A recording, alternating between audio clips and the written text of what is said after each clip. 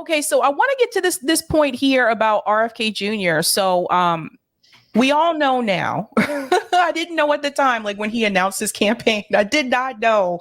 I covered his campaign announcement here in Boston on the ground. He talked for a long time, and I thought he said really great things. Really great things. I was very surprised when I heard his position in reference to Israel and Palestine. I was like, what is this? Like he didn't mention this at all, like during his announcement. So it was very strange to me, especially since, he spoke out heavily against the war in Ukraine. He spoke out against like the CIA, these government agencies. And so it was very clear to me that he understands like the problem with the deep state as well. So I'm curious, like when you first met him or you first like spoke to him, were you aware of his position in reference to Israel and Palestine? And if not, like, how do you feel about that now? No, I had no idea until it started with him making a statement on Israel's Independence Day, also known as basically the Nakba or catastrophe to most of the world and to Palestinians, which is when Israel declared its random authority over a land that was mostly Arab, Palestinian, previously under the authority of the Ottoman Empire.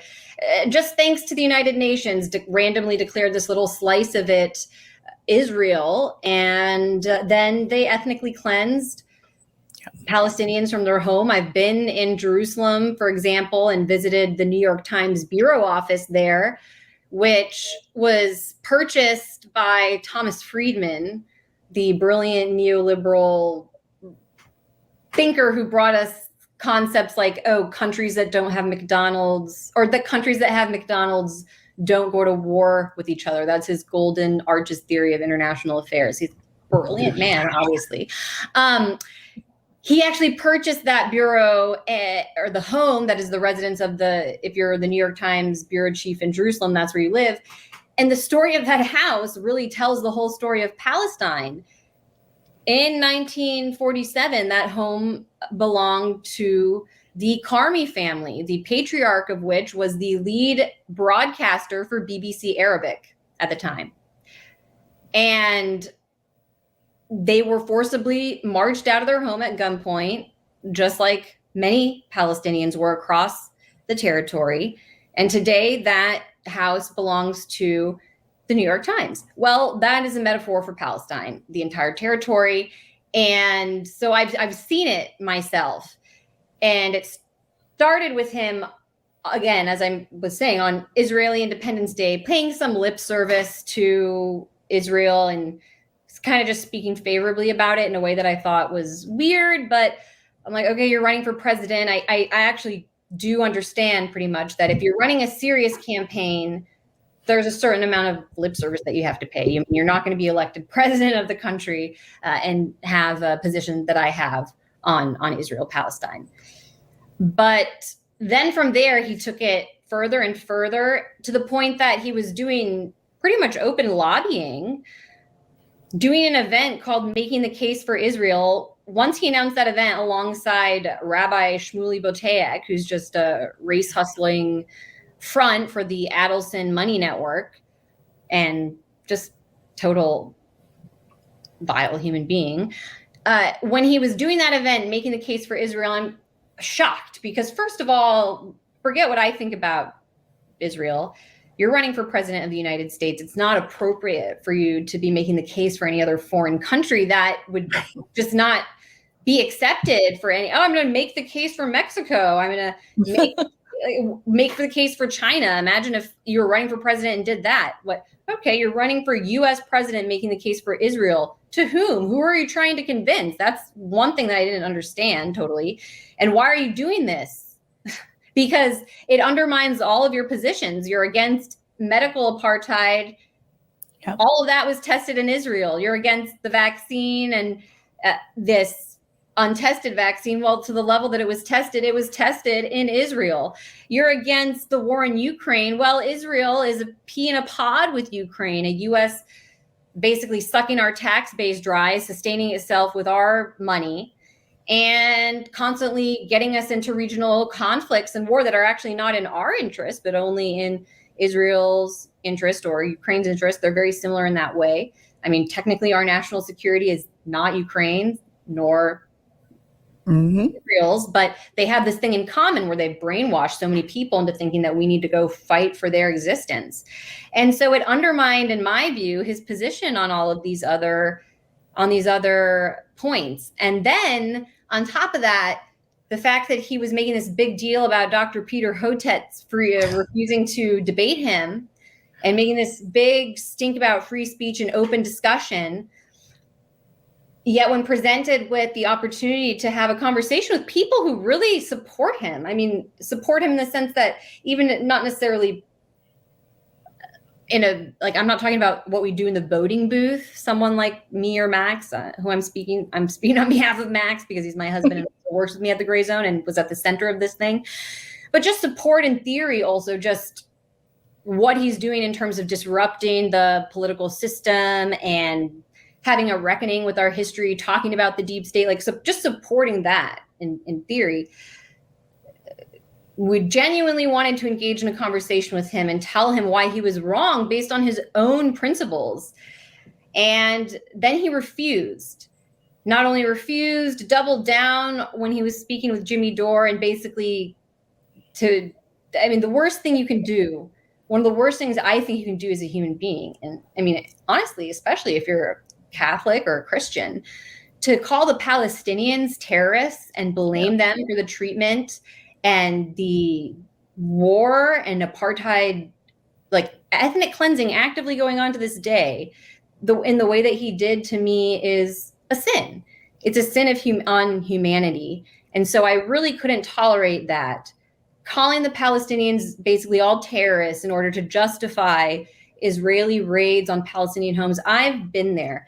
I've been to Gaza. I've met women whose husbands died because Israel did not allow them to leave their prison. Gaza is a prison in order to get the proper medical treatment they needed in Israel.